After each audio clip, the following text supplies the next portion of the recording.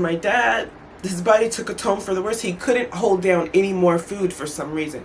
All he was doing was throwing up, constantly throwing up, throwing up, throwing up, throwing up every single day. Hey guys! There is not a glitch in the matrix. I am back. As many of you know, or maybe even if you don't know, I took a little hiatus because, as you know from the title of this video, my father died. He died on April 19th, 2021. So, as you can tell, this is not going to be my regular, full energy, super happy type of video today. Today is going to be the real. And some of you may be asking yourself, why even go there? Why even open up that wound, sis? Because for me to be what I consider to be authentic to my true self, is I can't just go on making videos as if nothing happened in my life, as if this tragic event, something that literally changed me forever, didn't happen. I wouldn't be true to myself, and honestly, I wouldn't be true to you guys if I didn't take this time and do this video and share the worst experience in my entire life. So, before we get started, a couple of things we need to discuss. So, just because my dad died doesn't mean things in my financial income situation has changed. So, a girl is still in this 2-bedroom with no air conditioning. So, you guys know the drill. If you hear an airplane or a helicopter in the background, just pretend like it's not there. The window's open, and it's going to stay open. And if you hear my little fan that I've got down next to me and you hear it in the background, just think of it as like white soothing noise, because again, I'm not turning it off. I'm already going to be in tears with this video. I don't want to add sweating to my issue.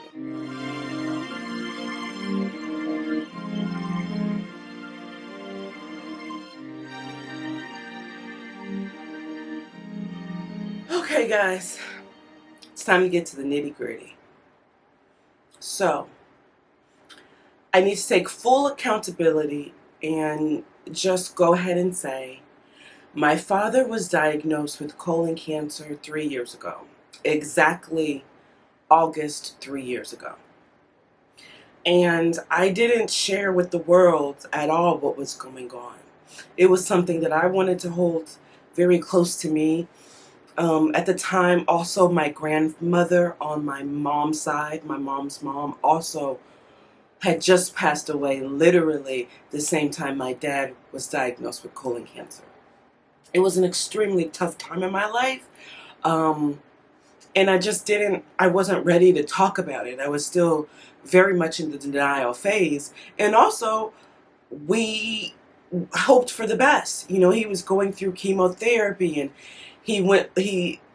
I should preface this by my father for the last 5 years has been over in Doha. If you don't know already, he was a producer for Al Jazeera, and he was working in Doha in the Middle East. So anyways, and he was over there getting the best possible treatment for colon cancer that one could get, or so we were told to believe.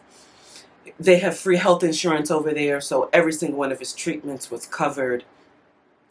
And I just remember thinking then, we've got to beat this, because if my dad, see, I'm already starting, y'all. It's just the beginning of these tears. I'm just letting you know it's going to be a crying video. At the time, I was like, there's no way. I can't lose my dad. Like, I can't. He is my beyond everything. Like, I am the definition of a daddy's girl. Like, from the time I was born, I idolized that man. Like, no lie. I was the kid that didn't want to breastfeed. I just wanted to be with my dad. Like, fuck eating. Just be in my dad's presence. So the love that I have for him was unmatched. So the thought of losing him at the time, then 3 years ago, no, we were going to beat it. We were going to do everything possible. I was always on top of him, making sure he was going to his doctor's appointments and eating the right foods. But but the problem is, and something that we need to discuss is, people in their 60s, the golden age, they've been on this earth a lot longer than we have. So they feel like their diets are fine, no matter what kind of disease or virus is taking over their body. And so no matter how much I told my dad, stop eating that, don't do that, don't drink, put down that alcohol, because my daddy loved to drink. I mean, anything and everything. It could be Henny, it could be Crown, it could be vodka. It didn't matter. He was a drinker. That's a whole different kind of conversation that we're not even going to get to today. But I say all that to say is, those types of items, those types of things that you put in your body, it feeds cancer. Literally, cancer is like a little rat. It's like, oh my goodness, alcohol, oh my goodness, red meat, let me eat it, let me grow, let me just continue to feed off of your body and kill you. Cancer hates things like oranges and bananas and apples, things that my dad wasn't eating because he knew what was best for him in his 60s. So fast forward to March of 2021. My father was the type of man that would go to work sick. I've known that my whole life. That's who he was. He literally, when I was a kid, multiple times, not even just when I was a kid, he would be diagnosed with the flu and still be going to work because he was a provider. The definition of a father, he worked his bones, literally. He made the choice to rather let cancer kill him and continue to work overnight shifts, 12-hour shifts, because news was his life. He fucking loved the news, y'all. That's what he was born to do, and he never, 1 minute of his life, he didn't live his dream. And that's something that I admire and love about him, because he knew who he was and he was going to fight for it. But on the other side of that, he was too much of a provider. He thought it was necessary to, it was more important to bring money into the family, because my sisters, who recently just went to college, it was very important to him that he still be able to support them and us, even though I'm in my 30s. And I hold myself accountable and guilty. I gotta say, because I feel like I was so selfish and still was taking from him, knowing his condition, right? Like, I didn't necessarily need the money, but he was just the type of man that he would give you his last everything to see you happy. And that's just the type of guy he was. He was the best kind of guy. Anyways, so fast forward to March of 2021. So after working literally 45 plus years in the journalism business, my dad decided to retire. Not because he was tired of working, but because his body just couldn't do it anymore. And I didn't know that. Again, I feel selfish and I take full accountability for not recognizing the signs that were before me that he was in pain, but he was hiding it so well. Y'all, let me tell you something. The whole Chadwick Boseman thing with colon cancer and how he was able to hide it from those around him, his directors and producers and best friends, and the only people that knew were his friends and family. I know how it's possible. That was my dad. He was hiding his sickness so well. He was hiding his pain. Because for him, the only thing that was important was supporting the family and not his own health. So, come March, I talked to my dad the day before he left Doha. He said to me he wasn't feeling well. And I was like, okay, you definitely need to, as soon as you get off of the plane, go straight to the hospital. Don't go to your apartment in New York. Go to the hospital. He promised me that he would. He promised me. Of course he didn't, because that's just who my dad was. He feels like he can beat anything. So, he didn't go to the hospital. The next day, he's in New York. I get a text from him to tell me, text my cousin Siobhan, tell him to get the roommates that come help him out the bathroom. He was, couldn't move. He was literally like paralyzed in the shower, in the tub, poop all over him. He was still on a coloscopy bag. He had to be rushed to the ER. And that was the beginning of the end, y'all. The doctors gave him a life expectancy of 1 to 3 years. So we were like, okay, that's a pretty good time. I mean, anything can change around that time. A lot can change. You can change your diet. There's CBD. You can smoke some weed. There's all kinds of things out there for cancer. We were given that timetable. My dad did another round of chemotherapy. He was determined to fight it. We were going to move him to California. My aunt had got like these beds put into her room. Like she had built up like a whole hospital type room in her house for my father. But someone needed to be in New York to take care of my dad. So I, being the oldest of 4, took on that task. Not even took on the task. I felt like I had to. I had to be with my dad every single second of the day. Like it wasn't an option for me. It's very much comparable to Kobe and Gigi. In my mind, I couldn't be on this earth without my father. So I was praying and asking God to take me if you were going to take my dad. So actually, my brother goes to New York first. He can just go for a couple of days. Literally, I think it was just a weekend trip. He doesn't have the same type of flexibility that I have in my job. So I get that. And again, I'm the oldest. You know, a lot of shit just comes naturally down on the oldest. So my brother goes. With COVID, especially in New York, only one person can see the patient a day. So it doesn't matter that both me and my brother flew all the way from California. Only one person can go in the hospital a day. So my brother spent the weekend with him, and then it was my turn. I just got a one-way because I didn't know how long I was going to be there. I didn't know how long my dad was going to need me, but I knew that he needed me, and I knew I needed to be there. So I stayed in New York all by myself for 2 months. I was going back and forth initially to LA because I had some commercials and gigs and things that I needed to do. And keep in mind, we thought my dad had time. We thought he had a minimum of a year. So I was going back and forth originally from LA to New York every 2 weeks. And then in the last month, that's when things took a turn for the worse. That's when his condition started changing, and the doctors were like, if you're going to get him out and he wants to go to California, he needs to go today, right now. Because what started happening was my dad, his body took a turn for the worse. He couldn't hold down any more food for some reason.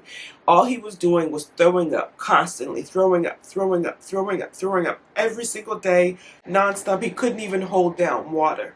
Not even water, y'all. The last 6 weeks of his life, he spent in the hospital all alone. He could only get one visitor a day, like I said. And so when I wasn't there, I have another cousin, Stacy, he literally changed his entire life. He lives in DC, and the times when I had to come back to LA, Stacy was there so that my dad would never be alone in the hospital. But in the end, he wasn't surrounded with his family, you know, it wasn't. Okay, anyway, so get to April. Like I said, I was in New York the last month, the last 3 days, getting things together for him, trying to get movements to California and getting his Medicare. You guys, let me tell you this right now. It's important to stay on top of your parents the day they turn 64 and a half. Tell them to get their Medicaid, apply for it when you're supposed to, because when it's time to retire and you need that health insurance and you haven't done that necessary step, you're fucked. And that's exactly what happened in my dad's case. Because he was in Doha, because he was getting free health care, he just ignored the fact that he was going to come back to America one day and that he was going to need insurance. So I had to become the power of attorney, get all of his affairs in order, trying to get things paid for. Imagine trying to get chemotherapy paid for and you don't have a lick of insurance. Thank God. I mean, literally thank God for the state of New York. They have so many programs available for people like my father. So we were able to get coverage taken care of. So he was able to get that last round of chemotherapy. But when your body's already deteriorating, when the cancer has already taken over so much of your stomach cavity and you can't even hold down food, the only thing chemotherapy is going to do for you is make your cancer worse. And that's exactly what happened.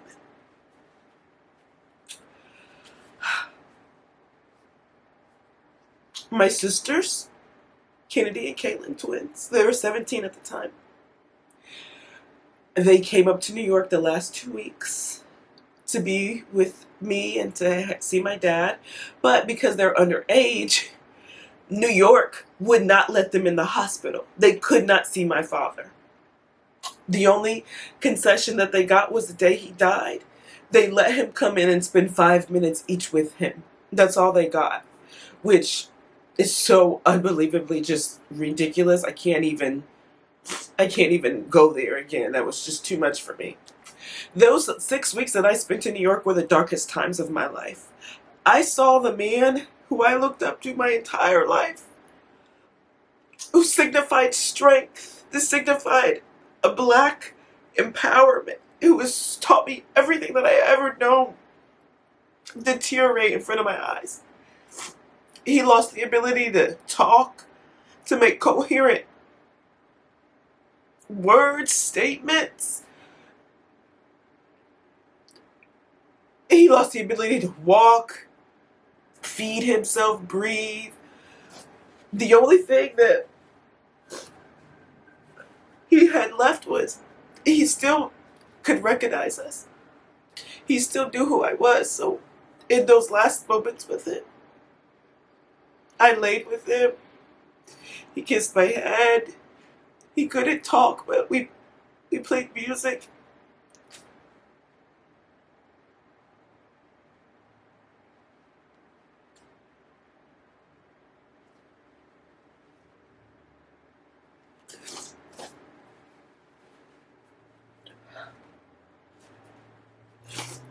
So one thing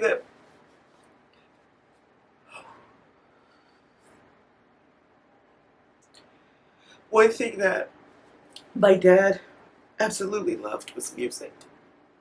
And he taught that same love to me, and we shared we had so many conversations about music. It's unbelievable. He was up to date. He knew who Drake was and Dua Lipa and Cardi B, and that's who he was. And he took me to my very first concert.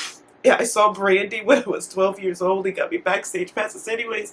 And so the song that we have that he's always played for me was Temptation's My Girl. So I played that for him. And he knew. You could see the change in the air, and he was happy, and we had that last moment together. And I didn't know he was going to die at that time. The doctors just suggested that we put him on a hospice care in the hospital. So that day, I did that. I put him on hospice. The only thing my dad could do was respond to California. He really wanted to come to California. He really wanted to spend his last days with his family. And that wasn't possible for him. That had to change.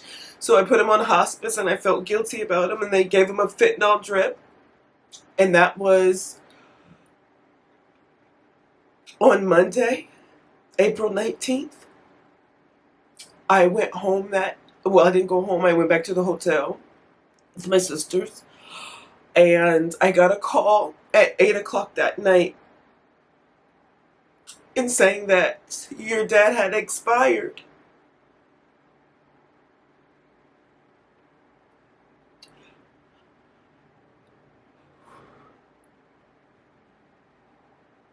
I was in a state of shock. After that point, I don't remember breathing, moving, anything. I remember thinking they were lying. I remember thinking that there's no way God would take my dad from me. It's impossible. I pray, I'm a Christian. There's no way. So I remember rushing. I remember telling my sisters they're liars. And I remember making them, I remember getting in a lift and rushing to the hospital and going to see him. And I laid there with him in his cold body.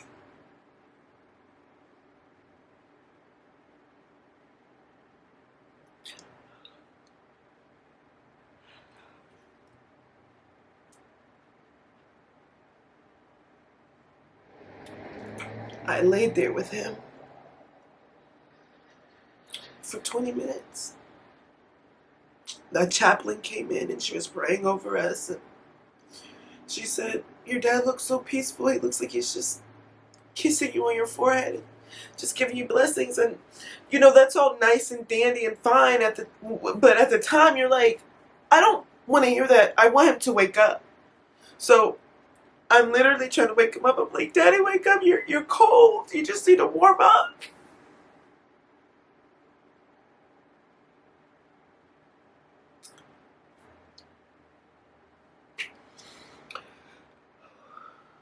So April 19th, 2021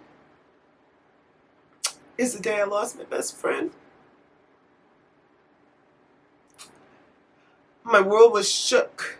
It is still shook. It's crazy to me how the world keeps moving. How I still get up every single day breathing and eating and doing things and he's not here. I'm still very much affected by those last 6 weeks with him. I'm grateful that it was him and I. I feel like that was God's plan. That's what God wanted for us to, it just to be him and me. And I'm grateful, but I'm also just so pissed off because that's a lot, you guys. It doesn't matter how old you are. It doesn't matter where you line in the age of your siblings. Watching your father die, or a parent, whatever, is travesty. It's literally, it's devastating, especially to only be 66. My dad was still so young. He had so much life.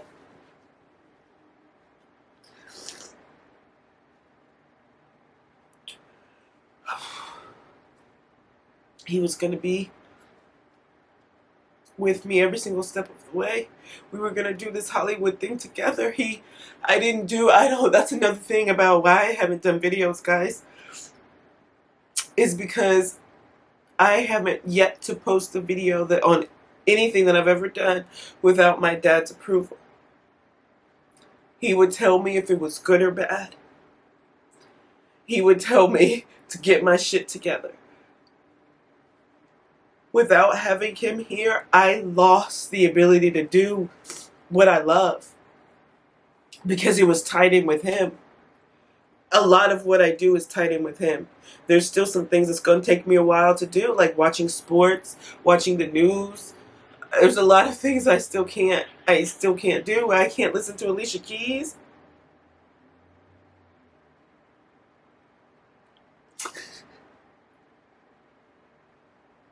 Because that's a song that we walked down the aisle to. My dad introduced me to Alicia Keys when I was 16. So there's just a lot of things that I'm still trying to get through. But because that time was so devastating on me, and I've never been shooketh like that in my life. The death of my father was the biggest and hardest thing I've ever been through. I've lived a very cushy, spoiled life, and I'll admit it. So this shook my world. I was shook. I needed help. I was in an extremely dark place. I lost a lot of weight in New York. A lot. I just was in a bad, dark space. I needed help. I wasn't sleeping. I wasn't eating. So I got a therapist. And through months and hours of talking with her, I'm finally able to do this video. She highly encouraged that I do it. She just put it out there. Finally, just do what I know I'm supposed to do, what God put me here for. What my dad would want me to do is get back in front of the camera. In this capacity. Yes, I've been doing commercials because I still got to make money, right? I'm still out here, still trying to make it. But a part of me didn't want to do that. And it took me 2 months to even get back into that space because I didn't want to be in this business without my father. He was my protection. But what I've learned through all of this is he is my protection. He's still protecting me. He's still with me. He's going to make my dream happen. He hasn't left me. There's one thing that I do want to say. My dad was prepared for his death. He knew. He knew it was coming. And so a couple of years ago, he sent out this email about how he wanted to be remembered. And he didn't want to have a funeral. He didn't want to have a casket. He wanted to be remembered for having fun and a good time because that's who my dad was. And so he put it in writing so we could not go against him, that he be cremated. And rather than having a memorial, we have a party. He wanted us to have, and we did have, his memorial in a jazz club, his favorite jazz club. Like I said, my daddy loved music so much. He passed that down to me. He passed so much down to me. And we had it at a jazz club, and we had drinks, and people were able to come up and tell stories. We had a cocktail hour, and then we followed that with, he loved New Orleans, so we did like the New Orleans funeral march, and we had umbrellas, and we had a jazz singer, and that's how we celebrated him. And it was so beautiful, and I couldn't have asked, and I know it's exactly what he wanted. So thank you to my aunt. She put on a beautiful, beautiful, beautiful, beautiful service and celebrated him so much. And that's exactly how he would have wanted to be remembered.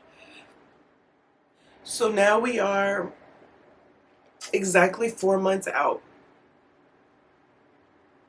from when my father left this plane. I think about him every single day. And just because I've been posting a picture on Instagram smiling, it doesn't mean I'm not hurting. And that's why I went to do this video. I didn't want you guys to think that I'm not genuine and that what happened didn't affect me. But what I've learned through a lot of therapy and conversation with my mom and my friends and you guys, let me tell you something right now. I don't even know some of you. I haven't even met some of you outside of just having social media conversations. You guys stepped all the way up. And I am, from the bottom of my heart, I am so grateful. There were certain people that reached out to me in my DMs, sending me voice messages and Bible verses and prayers, and you guys have been so overwhelmingly supportive, and I just thank you for that. And to my friends and my family that never left me and left my side and were so supportive of me, thank you so much.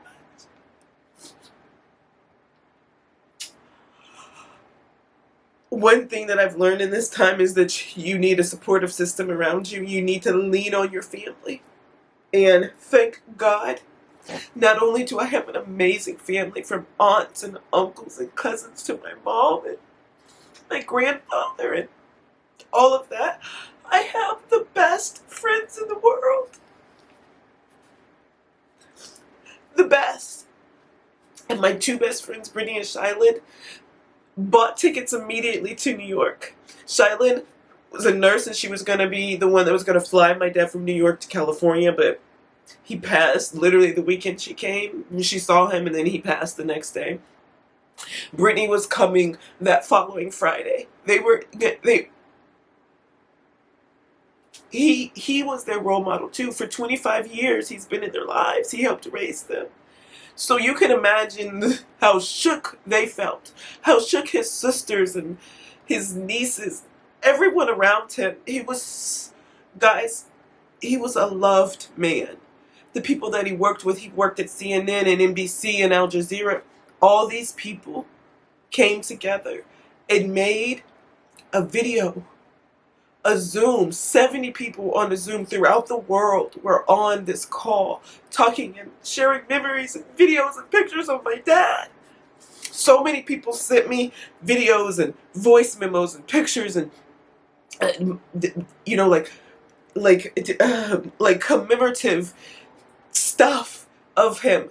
And I'm so grateful. I haven't been able to look at any of it, unfortunately, because I'm still very much healing. And just going through the comments on Facebook, that broke me apart. So thank you. Thank you to people like